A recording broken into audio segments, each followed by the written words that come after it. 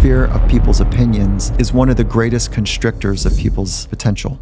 It's such an intense thing that we will abandon our sense of self or the approval of others. So we have this mechanism in our brain that is scanning for potential rejection, because rejection 250,000 years ago was a near-death sentence. Yeah. It's not now. It feels like it, though. That mechanism is so powerful that it hijacks our ability to think clearly and creatively and critically. If we don't have a good relationship with how our inner body, our inner self is working, we're caught off guard. And if we don't have the tools to be able to manage that, it's very difficult. Where do we even begin as a society to shift that narrative? Re-anchor to purpose. What am I here for? We haven't introduced that at a young age on how to think about purpose, but we do introduce how to perform, how to get the right grade. We're obsessed with performance. And so early on, we are force ranked, stacked grades, compared to other kids on the sport team or the music, whatever. It makes perfect sense that a cultural obsession with performance, that we would have a performance-based identity. Fundamentally commit to a purpose as opposed to having a performance-based identity. I just think that that is one of the great inoculations to the fear of people's opinions, is to know your purpose. And when you do that, be about it as best you possibly can.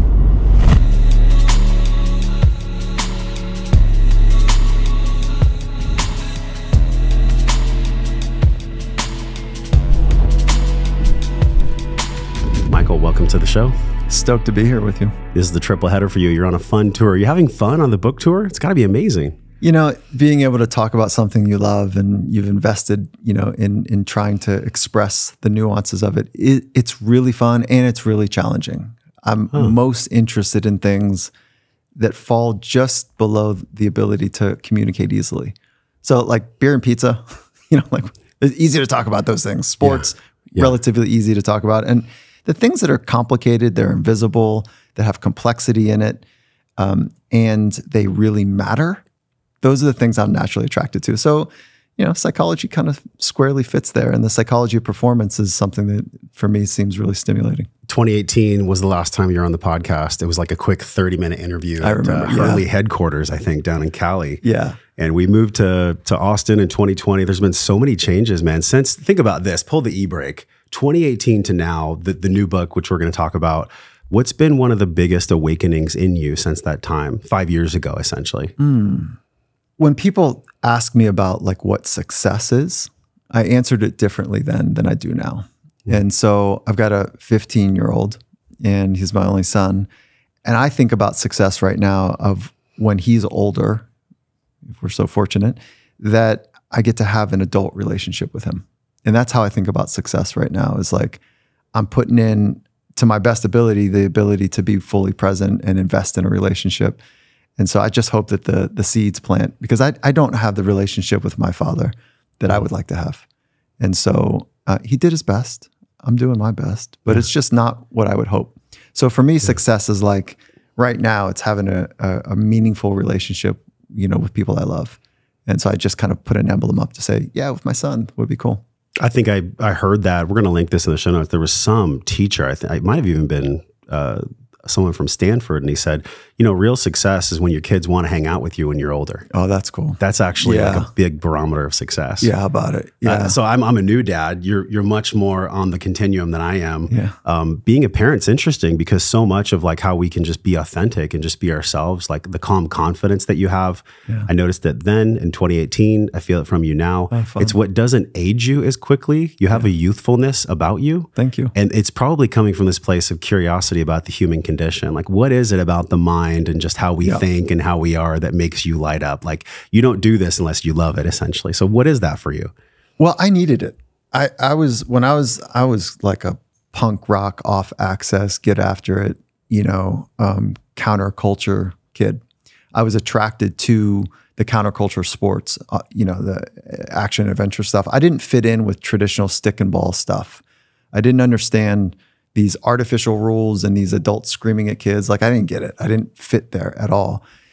And so I was attracted to the environments that were honest and pure and had real consequence involved in them. And if you hesitated or thought a little bit too much of yourself or were over your perception of your actual abilities, that Mother Nature would remind you, like, that's not how this works. Like, pay attention. You would be humbled in certain ways. Yeah, it's more about being honest. right? And so there's two types of surfing. And I came from an environment where no one in my family went to school, college. They barely got out of high school, if you will. But so I didn't value the educational path, but I did value learning. And there's two types of surfing. There's core surfing, and then there's competitive surfing. And the two worlds don't really mix well. Core surfing is about be about it. Put yourself in a consequential position, in a consequential wave. Don't talk about it. Don't even mention it. Just be about it. You earn the knowing of what it takes. And then competition surfing was like, you got to show and you're being critiqued and you're being judged. And it's not artistic. It's like you're actually trying to get scores out of it. And you need the approval of other people for that score to happen. And I couldn't do it. I couldn't do the competition bit. I tried. I wanted to. And I was surfing one day in perfect glassy conditions. It's what you would exactly hope for. It was about a foot overhead in my local beach break. And there's only 3 people out. And there's usually like 50, and there's a really competitive edge to trying to get a wave amongst 50 people. There's 3 waves per 7 to 15 minutes. Everybody's fighting for the peak. Yeah. And so I'm out there, and the gentleman I was competing against, he paddles next to me and he says, Gervais, you got to stop worrying about all the things that could go wrong. I surf with you every day and like, you're a mess. And he kind of looked at me like, get your shit together. And then he paddled away. He did not tell me how to fix it. And so I thought, how does he know? How does he know that like I'm a disaster in my head? Yesterday, I could do all the stuff when no one was watching. Today, I can't even feel my surfboard, like I'm a disaster. And in that moment, I said, okay, what do I do with that? Well, let me think about what I would like to have happen. And it was that innocent. And I started to be more tuned to like how I wanted to be and what I wanted to do rather than what I didn't want to do and how I didn't want to be perceived. And it was that innocent. It just kind of happened. And I felt a sense of like freedom in that, from to, if you will, right? From constriction to some freedom. And I said, holy shit, there's something here. There's something. This is a 15-year-old scrappy counterculture kid saying, what is this mind thing? And I wish I could have said there was a lightning bolt that changed my life. I know that happened, but I didn't go home and say, what is psychology? Let me invest in it.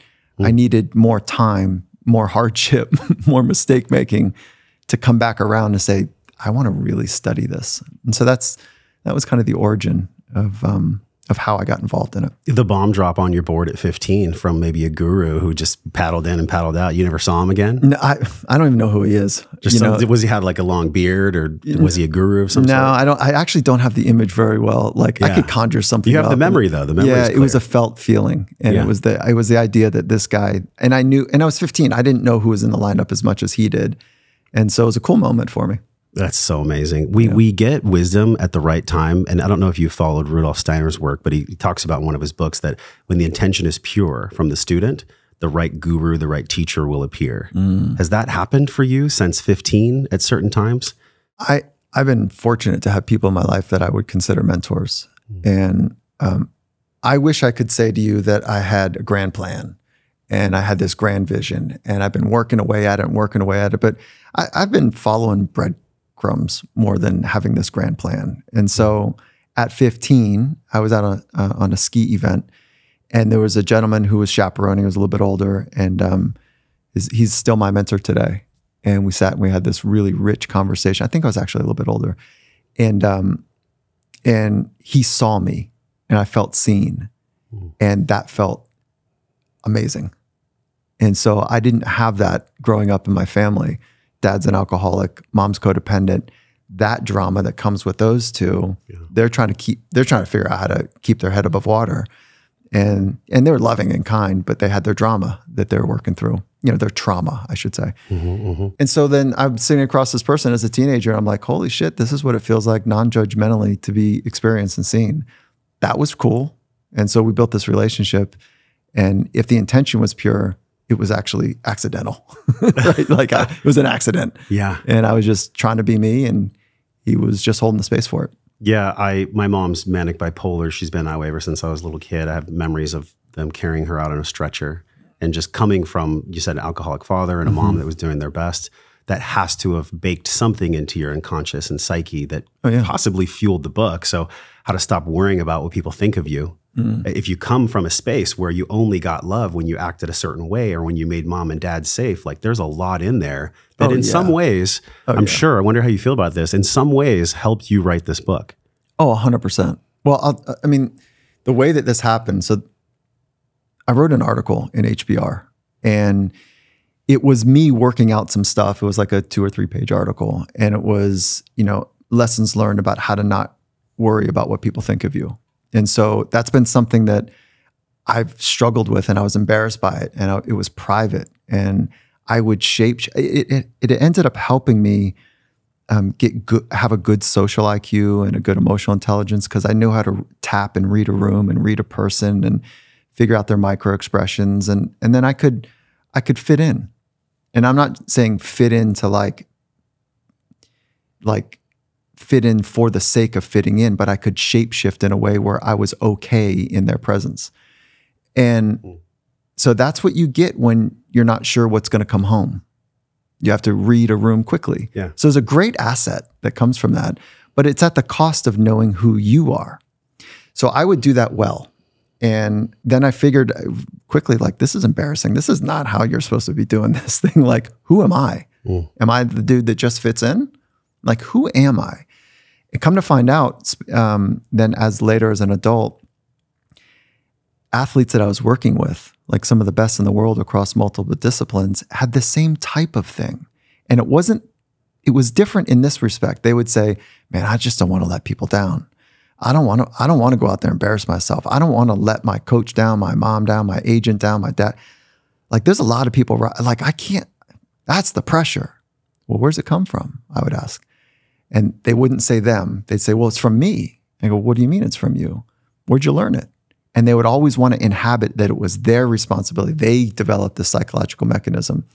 But really, it's the relationship that you had at a younger age with folks that, to your point, that informs the way you think about yourself. Yeah.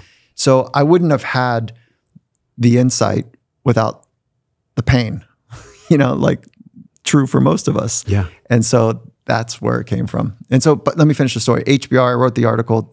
12 months later, they called and they said, it's the #1 downloaded article the last 12 months. You touched the nerve. Let's do a book. I said, I don't know the science of this. I was just kind of thinking it through, in real time. And so I come to find out, not only I wasn't alone in it. There was great world-class athletes that were thinking about it in that way. And apparently a bunch of us, are worried about what people think of us. Oh yeah. You have a cool term. I've never heard it before. It's FOPO.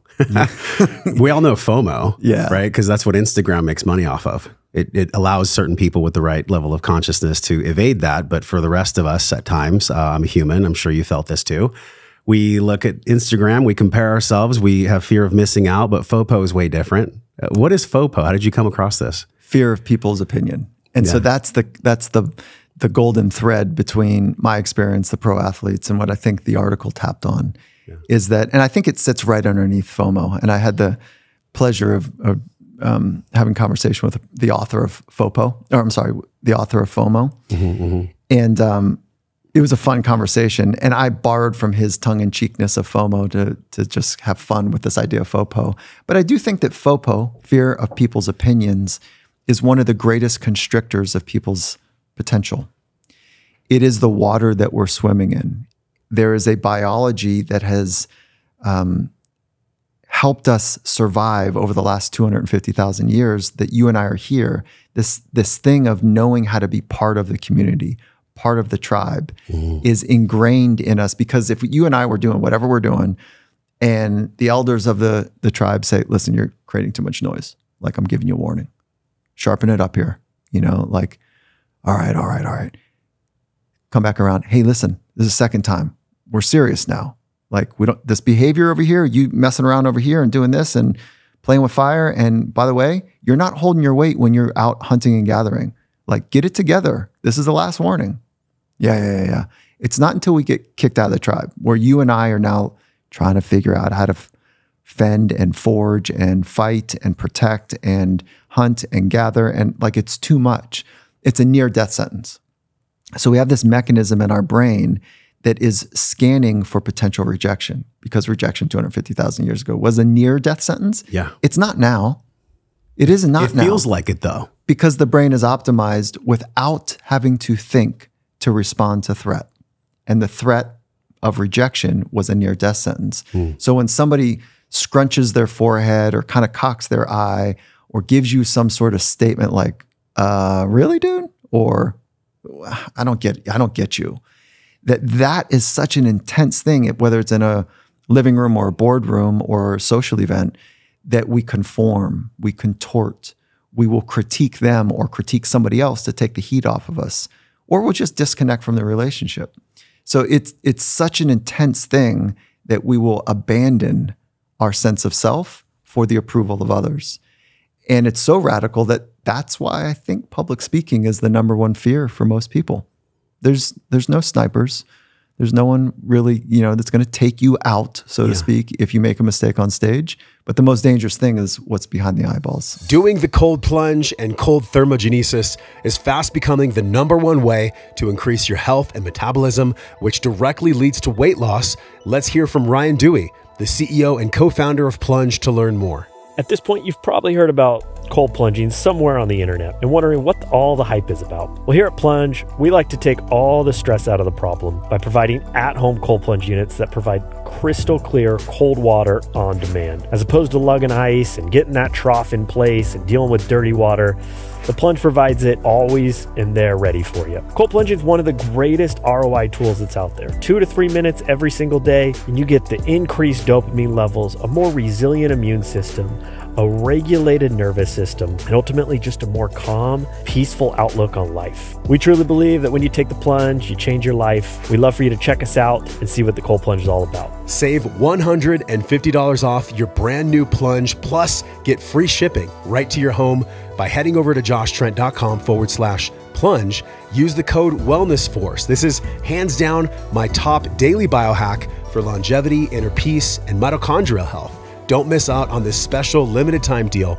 Head over to joshtrent.com/plunge. Use the code WellnessForce. Save $150 off your brand new Plunge and a super special deal of free shipping. There's some neurology going on. Is it amygdala based? I had a guest on the show, Mark Wolin. He's the founder of Family Constellations. They deal with generational trauma, and there's studies about mice having, traumatized rat or mice gets 5 generations projected on to their offspring.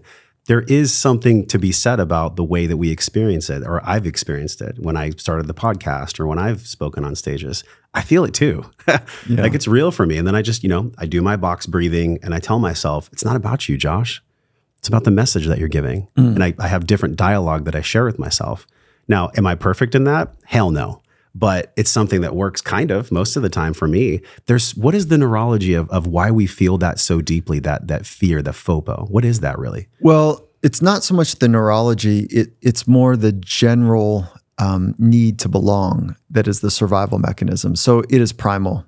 And again, because if we're rejected, it meant a near-death sentence. So what happens from a chemistry standpoint is that it's very similar to the fight, flight, freeze mechanism, which is that full-on endorphin-based readiness to go to war with a wildebeest, like to run away or wrestle with a saber-tooth, whatever it might be.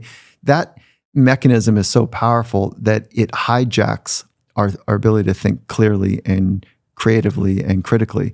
And so if we don't have a good relationship with how our inner body, our inner self is working, we're caught off guard. And if we don't have the tools to be able to manage that, it's very difficult. And I would say I just want to double down on your point, which is there's one thing to try to manage the adrenaline when you're backstage. And once adrenaline is in your system and there's some cortisol and there's some there's an agitated state, once that's on, that's going to be in you for a while. No problems. Call it 35, 45 minutes before it cycles through your system. So a little bit of box breathing backstage or whatever, it's cool, but it's not going to take that full agitated adrenaline state away. Sure, I feel that. Yeah. So the way that we help athletes get ready is to fundamentally commit to a purpose as opposed to having a performance-based identity. So if your identity is wrapped into how well you do something, which most of us have that, we live in a culture that is obsessed. Unless you've ascended to nirvana where you're completely evolved. Yeah, that's right. Yeah. And a step towards that is purpose. And so what you just described is doing some box breathing. Cool. That's a little bit of a down regulation to take some of the edge off, it's a good tool. The second is like re-anchor to purpose. What am I here for? And if you have a big purpose that is compelling, like you've got, some children, right? 2 children, is that if one of them were in front of a bus oncoming and like it's real danger, I would imagine you'd do whatever it takes. You'd run into the street. No you doubt. do whatever. So the purpose is very clear in that, because you want to be a provider, you want to create safety. Okay, so you do whatever it takes. The greats, the historical greats, their purpose is so big and real, just like saving or protecting your child, that they'll do whatever it takes. They go into rooms and it's not about them. It honestly is not about them. It's about sharing a message. It's about enrolling, connecting with other people to maybe support the purpose of which their identity is not wrapped in it. And those are the people that I've loved studying and being around, ones that are like honestly connected to a purpose that is bigger than them. Yeah. One of the things in the book you mentioned, most of us have a distorted sense of significance. Yeah. Which is essentially what I just shared in different words. Where does that come from, this distortion? In other words, like when we're a kid, we take everything personally because the brain is still forming. The hemispheres are basically on drugs before 7. But what are we missing from a developmental standpoint as adults? Like, what did we not get in order to have that maturation process where we don't feel that we're so significant and we care so much about what others think? We're obsessed with performance. And so early on, we are force ranked, stacked grades, compared to other kids on the sport team or the music, whatever. And so it makes perfect sense that in an obsession, a cultural obsession with performance, that we would have a performance-based identity. And so the performance-based identity is problematic in a lot of ways. It could propel you to be anxious enough, compulsion enough, neurotic enough to become very good at something. And so that's kind of the mix that most of us are, experiencing. And it's not until we examine that that's the water that we're swimming in do we able to decouple what I do from who I am. And so what we're missing is an equally powerful track of what is your purpose. And if you when I ask most people, what is your purpose? It's kind of the eyes get big and go, man, I don't know. Like that feels too big. Wait a minute, you're 50 years old. What do you mean? Yeah, I just don't know where to start. That's because we haven't introduced that at a young age on how to think about purpose, but we do introduce how to perform, how to get the right grade, how to get into the right school eventually, how to da-da-da-da. So we are on the track of performance, not on the track from an early age on purpose. And so I just think that is one of the great inoculations to the fear of people's opinions, is to know your purpose. And when you do that, be about it as best you possibly can. And it's a hard thing to practice for somebody who hasn't developed that muscle over time. Oh, yeah. Yeah. And so many people either comment or write in and they literally say what you just said, I don't know my purpose. And it's all ages. It could be like 18 to 50 plus. There is no purpose 101 in school. Like it doesn't exist. But what could we do? This is why we see kind of the deconstruction of traditional education right now, especially the unschooling movement, people doing homeschooling. Really during the pandemic, that stuff went down where people started to actually like take their kids out of school. And there's got to be a different way for this. Like if you could wave a magic wand, and in some ways you are with the book, teaching people that it's not about performance. It's actually about being really clear of who you are and your purpose. Yeah. Being able to just be comfortably Mike or be comfortably Josh in whatever you're doing, and just do that to the best of your ability. Where do we even begin as a society to shift that narrative? Oh, I think we've got to act locally, and be about it first. So for your community to hear you say that and say, well, where do I start? It starts with being about it. What does that mean? It means you're the pebble in the pond and you create ripples across, your relationships. And what does it mean to be about purpose? It's actually quite simple, but let me thin slice it before we get to the grandiose purpose. Yeah. So a thin slice way to practice purpose is you would say, like, what is my purpose for today? What is my purpose, fill in the blank role? What is my purpose as a father today? And so you're just thin slicing it where it doesn't feel overwhelming and huge. And then you practice over time. After you practice daily purpose, you would practice like, what's my purpose this month? What's my purpose this quarter? What's my purpose this year? And so over time, when you practice purpose thinking, eventually you're like, because in the background, you're like, what is my life purpose? What is it? You just get a little closer because you're practicing. Just like any other skill in sport or performance, you start in a calm, controlled, exploratory environment, and you start learning the skill there. And then you move up to something that is rugged eventually, and maybe even into consequences.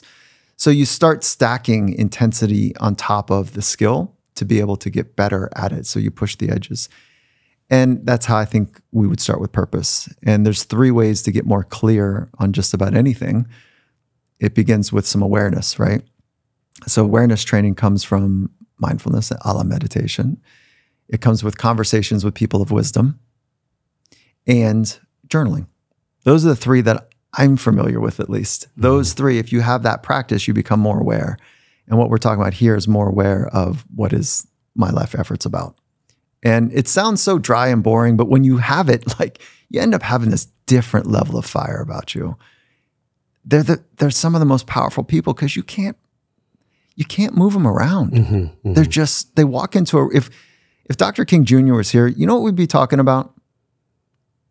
Freedom, civil rights, equality, because his purpose is so real and big. Yeah. It's probably going to out impact where we are with ours. And so, because he's so committed, he's all in about it. So those are the ones that I think are really special. It drove him to exhaustion. He was hospitalized for exhaustion. He was so on purpose. That's right. I mean, that is like, I actually heard once a man would crawl through broken glass naked for his purpose. I agree. Nobody could take away my purpose. Like if for some reason. Is yours clear? Very clear. Yours is clear. Yeah. My purpose is to live life well and to share how I'm doing that with the world. And of course, I'm not perfect with it, but I think it's an amalgamation of like the physical, mental, emotional, spiritual self, like and the financial self, the parts of the house we live in. So we live in one body. We have one opportunity. I don't want to waste it. Now it's not an away from, it's definitely, my come from is towards abundance. But in the past, what drove me is kind of what you talk about in the book. It was actually the scarcity of like, I don't want to be like my dad. I don't want to be like my mom. I don't want to be like that. So my intention and my drive was like coming from anger, from woundedness, from hurtness. And now it's like, okay, it's been almost 10 years of podcasting. Like that doesn't work anymore. What works now is actually me living abundance and living life well and sharing that with people. Now, was it crunchy? For sure. Lots of bloody times where I fell down and actually we just released a podcast about how we almost broke up in our relationship because people get to hear this, right? It's not this sexy path. You said it was dry. I think it's very sexy and I think it's very hard at times. It's not dry because if I really go into myself and I figure out who Josh is, then everybody gets to know who Josh is. But if I'm lying or if I'm kind of fabricating who I am, people can smell that. There's an inauthenticity that repels people on some level. And I think the more we can get clear with like not actually having FOPO, be real. Now, am I 100% clear on that? Probably not.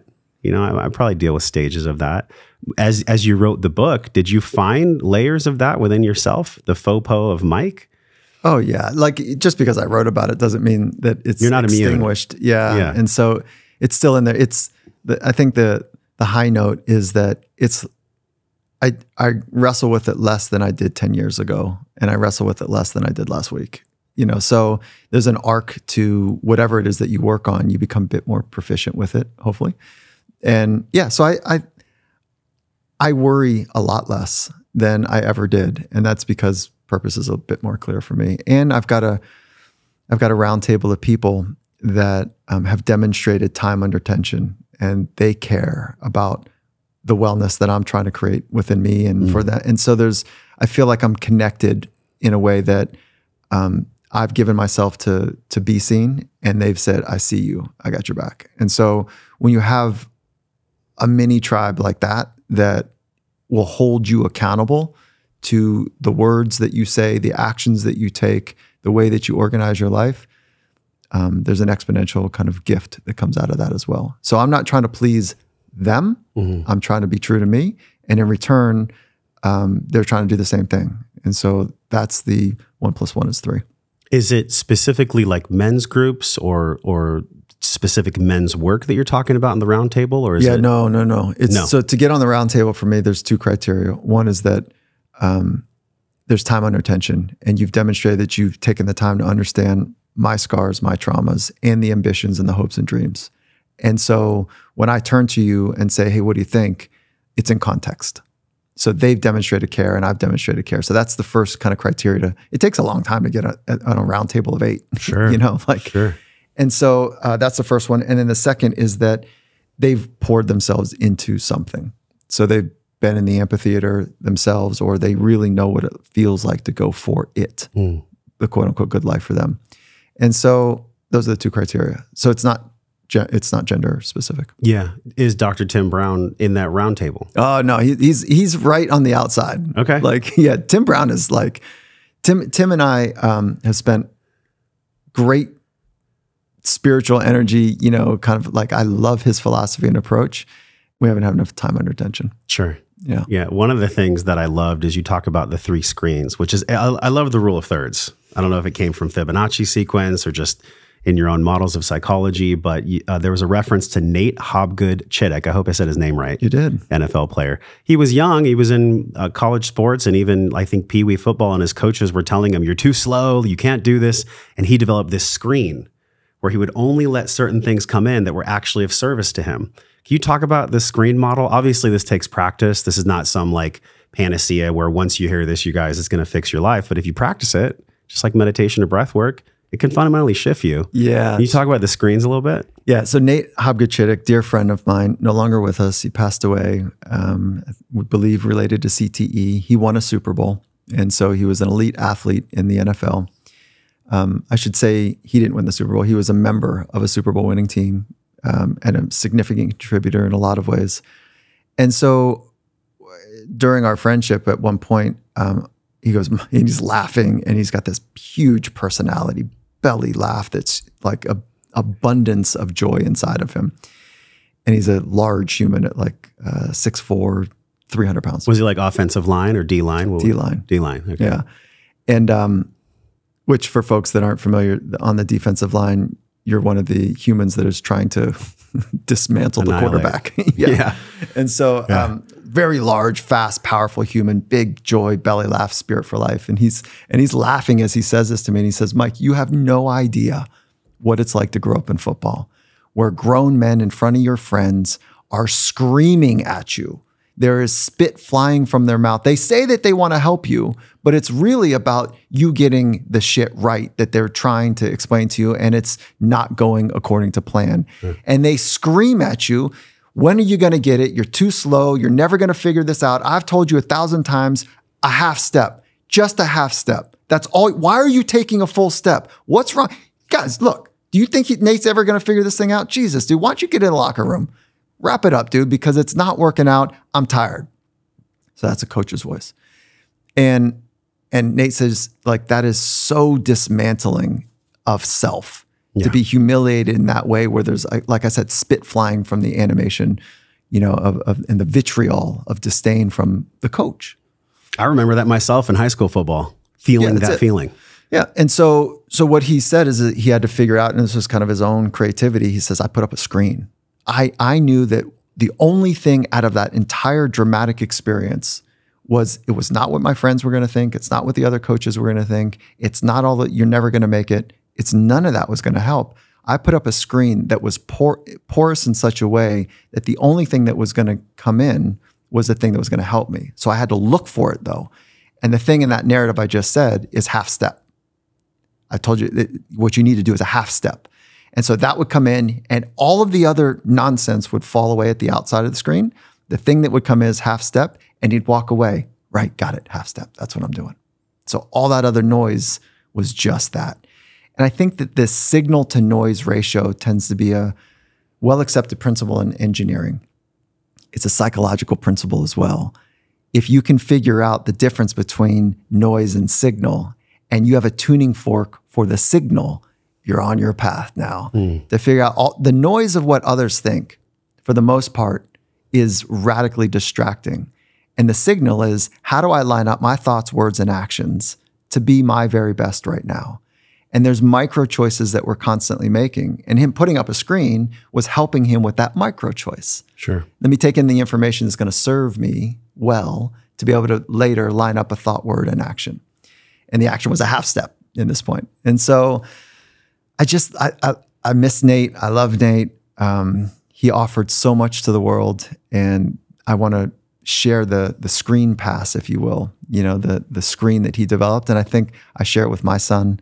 I share it as often as I can. I think it's a really powerful tool. The third screen is important. It's related to him as well. It's death. Yeah, that's right. So if you're in the remembrance of death, then there's nothing that could really get in your way. If we can embody that. Now, embodying that is not always easy, because it's not like I'm sitting here with you ruminating on death the whole time, right? But no, you don't want to do that. Just talking about it, though, just reminding oneself at the opportune moments can maybe help that tuning fork.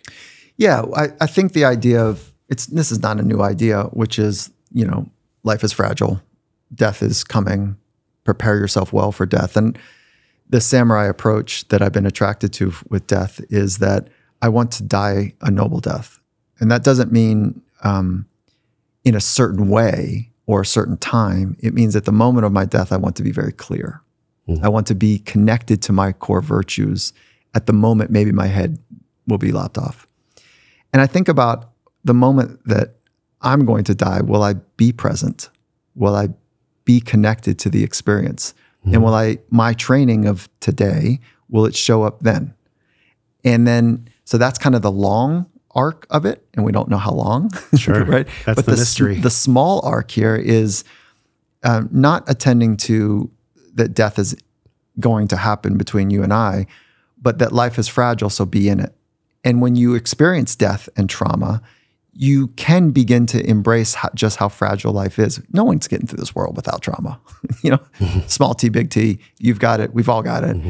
And if we can get in touch with that, and hopefully we know people that, not hopefully, but because I don't know the age of your audience, but death has happened around us as well. It's a reminder that, hey, listen, it's coming. How do you want to honor the time that you're with your people? So I have a small practice that now I'm kind of giving the gig up, is that when I say goodbye to you, like I'm going to mean it. And so it's a small practice to me because I don't know when I'll see you again. Sure. And maybe it's never. Maybe it is, maybe you're out in Cali in the next couple of weeks. I don't know. So when I say goodbye, I mean it, and I just honoring the fragility of it. So that prepares me for my next engagement with anybody to be more in it, because I just practiced a mini death. And my wife is like, God, Mike, it's just so heavy. Can't we just whatever, But it helps me be more present, because I don't know when it's going to evaporate. Evaporate's an interesting word. That's basically what happens, because we're mostly water. I just take a sip of water. It's funny to me because you appear the same as I felt you before in 2018. That's fun. And also I know that there's been fundamental shifts, like you talked about how you now relate to your son. So has there been other shifts in writing this book within you, where maybe some consequences that were beautiful, maybe some consequences that were challenging? Because y'all, writing a book ain't easy. Like, it's a process. Editing rounds and going to the table with different parties, and it's a lot of work. It's not like you just whip it out on Evernote. What else did you learn about Mike when you wrote the book? That I'm a bit stubborn and pig-headed, with the ideas that I think are important. And I'm not a great writer, so I got plenty of help in stitching the ideas together. So I would write something and I'm like, that's it. And then other people would read it and say, but that doesn't make sense to me. But it makes sense to me. And so figuring out like how to artistically translate ideas into something that is palatable, that is enjoyable, that's hard. That's, for me, the hard part. Yeah. And so I do know how to write. Don't get me wrong, but I don't know how to write at that level. So having the right support mechanisms, Kevin Lake helped me tremendously. He's on the cover of the book. He helped me tremendously create something that was rigid to something that was flexible. And I learned how hard it is to square when you can't see it. And we were good friends. We are good friends. During that time when we're writing, we were good friends. And it almost cost us our friendship. Because like the argument and the fire for him to hold his ground, for me to hold my ground, and to try to figure out that space between, it's hard when you're principle based and you're not very skilled at getting the idea out, but you know that the kernel is there. And so that was one part. The other part is trying to stitch together science. There's a compromise on what science that you're going to share, because there's so much to lean on. That part is a little tricky, but that sounds super academic. I learned that I'm better at FOPO now than when I first started the book, and I'm better at it when I first started than I was before. So that part is quite freeing. I don't know. Those don't sound very, very revolutionary, but I don't know what it feels like to have massive moments in my life that fundamentally, change a trajectory. It doesn't work that way really for me. It's fine it's good if it works for other people, but it's, like I said, it's more like breadcrumbs and small little things that take place. And then when I cobble enough of them together, I feel fed. And it's like, oh, that's what this is. So, what do you attribute to the regulation of your own nervous system? Because in 2018 to now, like when I say you feel different, I mean, when I'm around you, I feel regulated. So it's a testament to whatever work you've done. And I wonder if you could share that, because look, this is probably a book of a series of things that you're going to put out in your lifetime. But where you are now, you're hopefully as long as he can still be on your round table. Yeah, right. Yeah, right. So there's got to be maybe some core practices that you actually have embodied over time that really help you to regulate your nervous system, that would be of huge benefit to anybody who's dysregulated on a regular basis. I don't think what I'll say is new to you. And so I will share all of the practices because they've been materially important. And so let me start with a couple. One is the fundamental commitment to it is different than looking for a shortcut, a hack, a trick, a tool. So it's like a fundamental orientation. And for what? It's an orientation so that a commitment, sorry, let me be more clear. It's a fundamental commitment to work to go into a place where you can be you in any environment. So I felt whipped around enough by the external world that I had to say bullshit on that. What I need to know how to do is be me in any environment.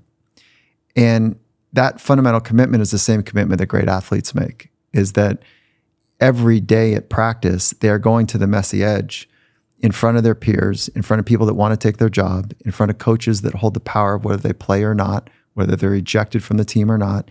They have to go to that, be vulnerable enough and take the risk to get to the messy edge where they could fall apart in 1,000 pieces or catch the ball. And so that I have such deep regard for, that's the orientation first, to make a fundamental commitment. Okay, now, then I need a place to practice. The way I get to practice is when I'm speaking with somebody, I make a promise, sometimes explicitly, but definitely privately, to be able to hold the depth of the two of us. So these elite performers are motivated to go somewhere. They want to get better. And in return, I have to hold the depth of the emotional spaces that we're going to go. And so if they start to go deeper than I am now useless in that conversation. So I have to know what it means to be grounded and calm and present when my emotions are really high. And so I had a ceiling effect early in my career that they would want to go somewhere, but I didn't know how to do it. So I keep us at the more surface level. Where would they want to go, though? What do you mean by that? Go deeper? They want to talk about things that are maybe hard for me to talk about. Or they want to, like, when they want to talk about things about trauma that are triggering for me. So I had to work on my own shit. Yeah. So that when they say whatever, I'm not triggered and I can hold a sense of peace and grace. So it's like a bit of like a well, is that I need to have a deeper well than they do, so that if they want to, go deeper, I can hold some space for it. And I do think that that's where healing happens, is that trauma is, the nature of traumas, micro traumas, massive traumas, is that it's not the event itself that is the traumatizing bit.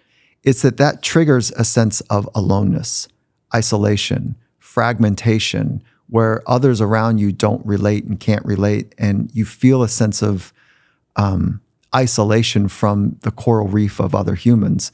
And when that isolation, when it kind of, you feel broken off from it because of this event, it's the way that you've made sense of that event and the way that you feel alone because of it. Isolated is another word. So healing happens when another person just looks at you and holds space and says, oh, wow, what was that like? Oh, you mean it's this? Oh, okay. And it's that? Jeez. You know, and you're just holding space for it. And you're in it with them. You might cry with them. You might laugh with them. You might get pissed and irritated, but you're holding the space for depth. That's how I think where healing actually takes place for folks. So I needed a place to practice. So I practice every day when I have conversations with people. And then the other skills and tools, I think this is probably what you're really looking for, but I don't want to miss fundamental commitment, a place to practice, and then the tools. What are you practicing? Breathing. How about it? It's not complicated. There's maybe 3 basic types of breaths that I'm interested in. Breaths to downregulate, breaths to focus, and breaths to build capacity. And I just orientate my breathing practice across those 3. There's a meditation mindfulness practice, which is about becoming more aware, you know, understanding how thoughts and emotions and feelings work together. It's less about the content. It's more about the stitching between thoughts and emotions. And then ways to be able to develop a sense of agility so that I can develop a sense of trust of self. So agility is the ability when I feel brushed back or knocked off balance. I'm not trying to be flexible and kind of dodge it. I'm not trying to be resilient, which is once I've been on my heels, I can kind of fight my way back. I want to be agile. I get brushed on the shoulder that I can pivot, put my foot in the ground and keep moving forward towards the purpose that is important to me. So to develop a sense of agility, and I can explain that in a minute, allows me to trust myself better. So agility means I need to know what it feels like to be knocked off balance. And I'm talking more emotionally than physically. Sure. So in conversations, in an honest way, with people I trust, where I'm going deep and they're holding the standard for me, and I'm rattling, and then they're helping me navigate that space. So it's partnerships with other people. And so the last piece here is a fundamental commitment towards optimism. I haven't met a world's best that isn't fundamentally optimistic, which is a simple little idea like, hey, it's going to work out. Keep staying in it. Keep figuring out. It's going to work out. And when you know you need to leave the relationship or you need to exit from it, like that'll be apparent too. But keep staying and working as long as it makes sense. Not naive optimism, not this idea that we're going to be different. Yes. Because I think magically we're going to be different. Naive optimism keeps people in battered, abusive, dysfunctional relationships. When you think that I'm going to change, and so you're like, you want to be friends, but I make you feel like shit every time somebody else is around. And I say to you, oh, my bad. Sorry, man. And then I say, I'll be better next time. But I don't actually do any work other than the words of the promise. I got to go do work on that. And when I come back next time, I've trained myself to be better, to see you, to take care of you in that whatever kind of micro trauma experience. So that's it. So those are some of the basic core skills: self-talk, breathing, awareness training, optimism work, so that I can be more agile, so I can trust myself a little bit better. And so, you know, how do you do it? Fundamental commitment, place to practice, and then getting to the edge. These are great. So if somebody's taking notes, that's a good start, but don't buy a t-shirt that says good vibes only. How about it? Because you're essentially bypassing. So I love what you say. And I actually saw this in some different media. Optimism is at the center of mental toughness. Yeah. And I really love that because, you know, David Goggins of the world is like, stay hard, pussy. And it's like, well, is that really being an optimist? That fuel source doesn't seem sustainable. No, it's not. That's not sustainable. I'm curious for you, and maybe you could articulate this in a deeper way. How do we hold both of the worlds? One of them being, I'm an optimist, I'm seeing the best in myself and others, and also not spiritually bypassing, emotionally bypassing the pitfalls that are right in front of us. How do we see the tar pit and the sunset at the same time? Well, that's not optimism and pessimism. So orthogonally, optimism is this idea that something's going to be good out of this. Pessimism is like, what is this shit? This shit's not going to work out. This is terrible. Why me? Why us? This is lame. Yeah. So what I hear you saying is like getting to the truth of the duality of something. Exactly. You know, holding the tension between duality and trying to work from non-duality is an ancient idea. And the world is complex. Humans are incredibly complex. And to be able to think that we have it all sewed up is kind of silly. And so if you can understand your experience and be curious about others, that's cool. And you and I can experience like the same perceived event, and you and I have very different takeaways and actual experiences of it. So the best coaches that I've been around, like sport coaches, true masters at coaches, they ask way more questions than they give direction. The most amateur of coaches, they talk a lot now. And I know I'm talking a lot here. I'm monitoring myself beyond belief of how much I'm talking, but like they point in directions that are maybe accurate, mostly inaccurate. But high performance coaches have a nice, interesting blend. Not master coaches, but high performance coaches have an interesting blend between being directional and accurate and asking a lot of questions. But true masters ask way more questions than not. So in the process of finding mastery, if you're a coach, if you're somebody that works with people at all, it's not about dominating the conversation, which I think at times can be like perceived as something good. Oh, I'm talking so much, I'm telling somebody what they should and should be doing. When you were in maybe the beginning stages of being a high performance coach, it's been almost 30 years now, 30 years of you doing this work. Yeah. Can you reflect back on times where maybe you couldn't hold this space? You said, I would go back and do the work. What exactly was that work? The work? Work. Going deeper with emotions? Yes. Yeah. So it's exactly what it sounds like, is like feeling something and following the thread. And what you'll notice is that even joy, if you follow the feeling of joy, there's like this threshold where you want to pop out of it. And because joy is an overwhelming emotion. And so we touch it and then we pull back out. Or you'll see people that are kind of in the throes of joy and then they'll need to look away, or they'll smile and start laughing. And it's a way to kind of pull out of it because it is a radical emotion. Same with sadness, is like if you're just sitting on a pillow, you know, and you're doing your kind of internal work and you're like, oh, there's sadness. Oh, it's in my chest. It's in my throat. It's in that. Okay, I'm just going to follow it. And then the content could be really scary as well as you keep following it. The content of the idea is like, wow, I feel like I'm 6 years old and I'm back in the Oh my God, wow. And like, I feel really small. And like, you keep going into a place, you feel it's time under tension with sadness. And as you have time under tension with anything, you tend to get better at it. Time under tension of being self-critical, you get better at it. Sure. Being critical of others, being funny, like whatever it is, you tend to get better at it. So time under tension with sadness is a way to get better. And for me, it's sadness and anxiety to get better at those two. And it's more sadness than anxiety. Like I'm pretty good at anxiety. Okay. Well, maybe that's a high performance trait. A lot of us that want to do big things, that fuel source of anxiety and maybe the wounding of childhood, it fuels us for a while. And I'm sure at some point you were like, well, I want something else. I want a more sustainable fuel source of how I can accomplish things. That's right. Do you remember? Now you said in your life, it doesn't happen in lightning bolts, but what was the amalgamation of that for you? Well, looking back, I know where this lightning bolts or the origin of me going after it started, but I didn't know it at the time. So this is not, I'm going to share what would be considered a lightning bolt moment because I'm tracing it back, but I didn't know it at the time, which is kind of my point earlier. Do we ever really? I mean, unless it's like totally outstanding. Yeah. Like I think some people are really good at it. They're like, this is the moment. That was it. Yeah. But right. So I was in third grade. I couldn't figure out some basic math. My mom's frustrated. She's pissed off. She calls dad up. Dad hovers over my right shoulder. Mom's over my left shoulder. I'm sitting at my little desk in my little room. And he says, okay, I got this, honey.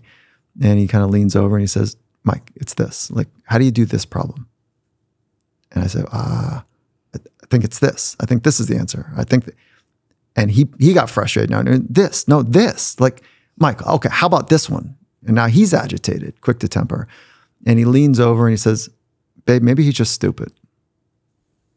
Now, my dad tried his best. He reached his limit of being compassionate and kind and thoughtful and aware. And he called me stupid as a 7-year-old, or as a, not 7-year-old. Third grader, whatever that age is. And I remember feeling like, ooh, wow, maybe I am. Because I really don't understand what I'm trying to do. And so I just went numb. And so that was the beginnings of me saying, am I stupid? No, I don't think I'm stupid. Well, you know what? If I try and I really go for it in school and I don't get a grade, man, I'm going to be stupid. They're right. So you know what? I'm going to be a punk. I'm going off access. And I'm just going to kind of make my own rules. I'm going to do my own thing because I'm never going to be vulnerable enough to see if they were right. And so I got shitty grades. I barely went to high school. I surfed a lot. You know, like so I married my high school sweetheart, and the dean of discipline at the school pulled my wife aside, my girlfriend at the time aside, and said, you know, what are you doing hanging out with him? You got so much going for you. And so like the world does not need an 18-year-old or a 22-year-old Mike. It wasn't good to be in me, and it wasn't good for my friends. And so then I figured out, my parents gave me this ultimatum. Hey, we tried. Again, I love my parents. You know, it was just high school, senior year, and they pulled me aside and they said, hey, we tried. We didn't go to school. We don't know. We know all of your friends are trying to figure this thing out. You got a 0 on your SAT. You just don't have a lot of options here, Mike. And we're going to give you an ultimatum now because we can't keep going the way we're going. So get a job and move out. We'll help you find a job, but like we'll give you a couple months to find something, or go to community college. I thought that's for losers. All my loser friends go to community college, you know, but I knew I could keep surfing and going to school, quote unquote, going to school. So I chose that route, and it was a 2-year college, and there was 3 professors there that were best friends. And it was a theologian, a psychologist, and a philosopher. It sounds like this is a bad joke beginning. And they saw me coming, and they're like, hey kid, let me show you the world and the invisible. Like, you got a fire and a spirit about you. This shit probably is going to make sense to you. Meanwhile, I got an F in psychology in high school. I didn't understand any of it. And so I liked one of the guys. I liked the psychologist a lot. He had a spark. He was awesome. And so that's kind of where that navigation, and here's the dangerous part. I started to like studying, and now I needed to make a decision. Be off access, punk rock, fuck y'all, like I'm going to get Fs, but kind of because I don't want to show up, or really apply myself. I applied myself. It worked. I got good grades in this 2-year school. And then I thought, shit, I got to keep this thing up. So now I got to front that I'm smart. It looks like I might be. I'm getting good grades. It's kind of making sense to me. So then I had to flex being smart to my friends, to my people that I was around. And that carried me into like early 30s, where people didn't want to really do work with me because I just stayed up in my head, and I'd use knowledge as a weapon. Big words. Yeah. And like double clicking, like, what'd you mean by that? Why'd you say that? Oh, you think it's that? Really? Yeah. Well, did you read this? Well, the research according to what, and it was just, I was a shithead, with all this knowledge, fronting to other people that I was smart because I needed to know that myself. And it wasn't until like I had to settle in, like, the fuck, you are not cool.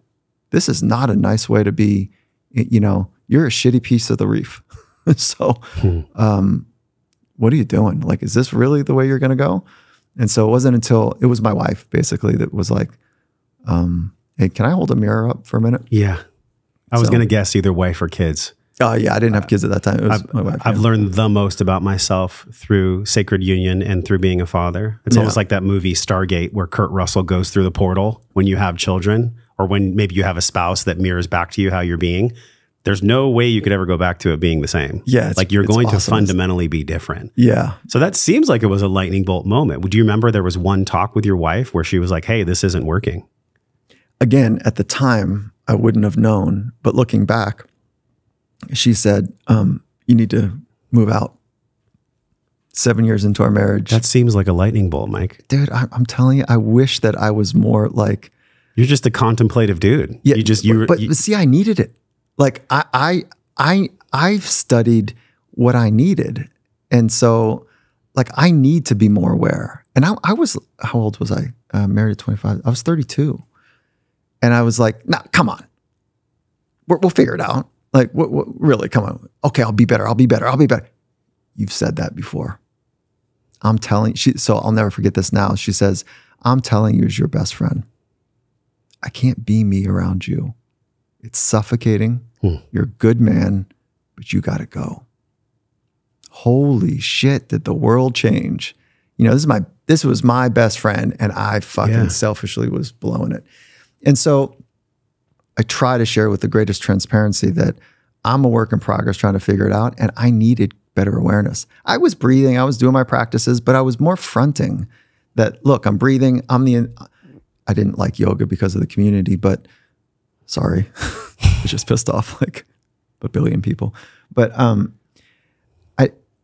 I would flex that I understood things rather than having the applied wisdom of being about it. That's it. Yeah, and that was the early version versus what I'm trying to do more. What I heard from you in my own words, because earlier you said we can both hear and see the same thing and we'll have different experiences, which is why when my lady and I get in a fight, we go different realities. Oh, do you? Yeah. Yeah. We learned that from one of our coaches, one of our mentors. It seems like in that moment, there was a choice point. Like it was a true fork in the road. And you chose, okay, I'm going to connect my head and my heart, which, you know, Hawkins talks about with his frequency scale. That's the greatest space for us. Between the head and the heart. It's really only 12 inches. I guess it's more if you're an NFL player or something. But in that moment, it seems like, I wonder how you feel about this, that the space between your head, your ego, and your mind and your heart was closing down. It was coming together. It was coming together. Yeah, there was an integration that was happening. Yeah, it was more like, you know, it was like it was there, but like poorly conducted. You know, like a wire that had electricity fraying out of the tubing. You know, and so. Yeah, it's one of the great journeys. And all it really is do you have the ability to be vulnerable? That's kind of what connects the head and the heart. Can you feel and then talk about that? And when we live in this obsessed world of performance, there's very little value of performing or sharing that. You know, like we want to see, can you get it done? You know, can you do it well? And oh man, there's just a real power in just being still and being here. But it's not deeply valued. No. Yeah. So I'm sure in some way that's what continues on FOPO is fear of vulnerability. Not just what will people think of me, but how much pain and how exposed will I be if I actually share my truth? If I actually go there. Yeah. And also we need to know the context of when okay, so here's what you just shared. The answer is I nod my head to yes. But there's this idea in the business world, and I talk about this a bunch on the Finding Mastery podcast, which is psychological safety in business. That's a great concept now. However, we're not doing therapy at work. So bringing your whole self to work, I'm not down with it. It's not necessarily a safe space for that. No, we have a handshake. You and I are going to be on this team. When you back your promise and I back my promise, I'm going to help you now. And hopefully you help me. But this is a performance-based environment. And if you can't get it done, you can't stay. And if I can't get it done, I can't stay. And so psychological safety is to be able to speak truth to power. There is a power structure in modern business. And I think hopefully it's going to change because we're starting to see a calling for better autonomy. But with that comes greater accountability. So people want autonomy. They want to be empowered. They want to make decisions. They want to be kind of, you know, whatever. I don't know if I want to put my ass out there and be accountable too. And so there's a little shape shifting that happens for many of us. But my point is that psychological safety is to create an environment where you can speak truth to power. It does not mean that if you want to wear this or say that is fundamentally disruptive to the unique culture that has been established, that's okay. That's not what this is. And I know I'm pushing against the grain. Psychological safety is radical. It means that you have the ability to speak truth when power's in the room. And I have radical respect for the people that can create that environment and people that can step into it and be about it. And then secondarily, do it with some sort of kindness, grace, compassion, you know, do it in a style that is awesome to other people. Oftentimes when I'm scared, it comes out with like a prickly agitation. Like there's an edginess to it because I'm just trying to figure out how to do it. And like, I'm kind of rattling inside and I'm not finding the contour to include you in it. And so people that can step in, speak truth to power, be vulnerable in that state, and at the same time be aware of the other people's well-being as well, that's rad. I want a teammate like that. And I want people that demand psychological safety, because power in itself is pretty tricky for folks. And so speak the truth of power is rad.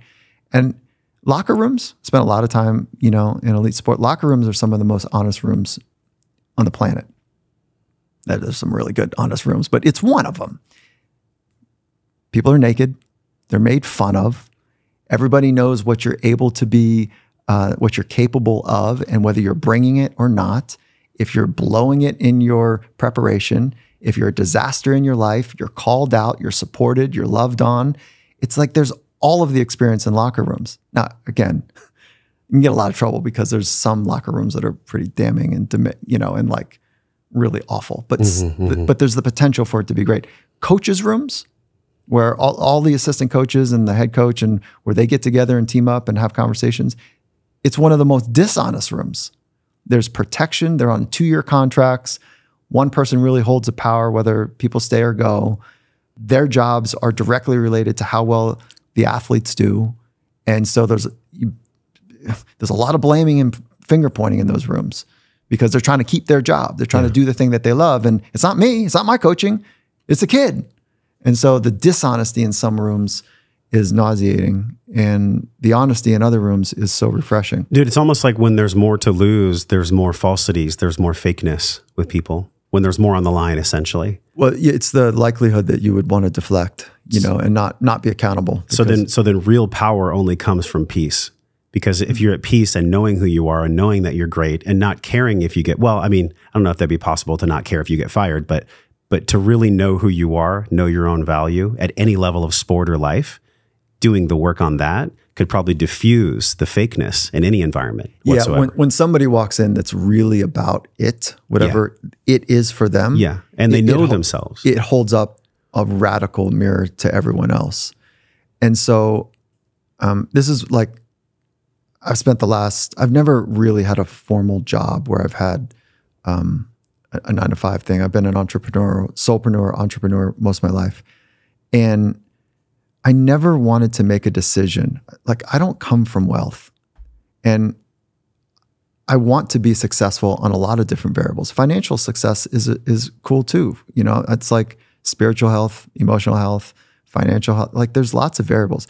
And so I never wanted to make a decision where I had to take a job because I didn't have enough money in the bank account. So I didn't buy a lot so that I could say, hey, why don't you go fuck yourself? This isn't cool. And so there was my first moment in pro sport. So the coach brings me in. The GM wanted me there.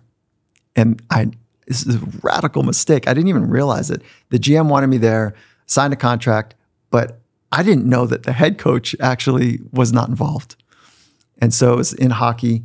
The guys are skating. He asked me to come to practice. The guys are skating. He sees me come into the ice rink, blows a whistle. All the guys come to center ice. He then bags them, gets them sweating, gets them like agitated after practice, and then sends them into the locker room. And he says, "Mike, come on in." And so as we're passing through the locker room and guys are taking off their gloves and kind of unlacing their boots, he says, "Hey boys, take your gloves and your boots off, but stay in your gear for just a second here." And guys are like, "What the fuck?" Like, smelly, agitated.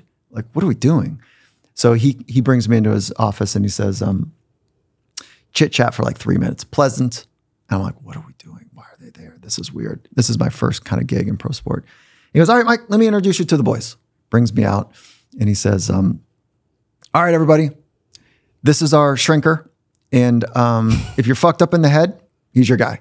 And he turns to walk off. And I thought, I just got fucking done up. Like, oh my, this is the moment. What am I going to do here? And so as he's walking halfway, this is the off-axis kind of punk in me. As he's about 3 steps away, I say, "Hey, coach, door's open for you anytime." And I was for sure thinking I was going to get turned. He was going to turn around and be like, "Hey, dude, we've had enough of this shit. I didn't want you here anyways. Buzz off." And I needed the money. I needed the job, but I needed to know that I could back myself more. And then the rest took care of itself. The boys started hooting and hollering. One guy takes the Gatorade kind of thing, throws it up and then down, and they're like, you know, they loved all of it and instantly slid right into the, you know, the culture that was there. And so it's one of my highlights in sport. And it was my first kind of almost blow the whole thing up. And so it's cool when you can be a little punk rock, when you can speak truth to power. Yeah. And it's hard. I find it really hard to do. Yeah, because the price that's paid that you talk about with FOPO is we actually lose our authenticity. We lose ourself. What an ultimate price that is. If you play the second game to be approved rather than to be about it. Yeah. Yeah. Yeah. You lose yourself. And you know what? You're giving yourself to them, which is their approval, which is pretty dangerous. Yeah. And you're also losing the core essence of your own expression, which sucks. Yeah, to put it in simple terms. Yeah. Man, this has been great. I've really enjoyed the talk at this table a lot. There's been some good ones. This is one of the great ones. Oh, Tell people where they can get the book. And also, do you actually go into your DMs on Instagram, or do you let a team manage that? I have some help. Okay, and good. So, But if they're really good, do you, like if somebody shares something that your team is like, you got to look at this. Yeah, for sure. Yeah. Yeah. No, that all rises up. It's really good. Cool. Why do you ask that? Oh, because sometimes people say I don't do Instagram at all. Oh, no, just because of the attention deficit that it causes. Yeah. No. I've got help to help filter it out. And so, but the ones that are like, say, hey, dude, like, stop talking, which is the narrative that's in my head right now about this conversation. Or like, hey, I love this. It's been helpful. Like both of those rise to the surface for me. But amazing. Yeah. So Finding Mastery podcast is kind of the place, and the book is available everywhere. It's called The First Rule of Mastery, and you know it is about FOPO. We built an assessment to if you want to check out, it's free. Newsflash, y'all have it.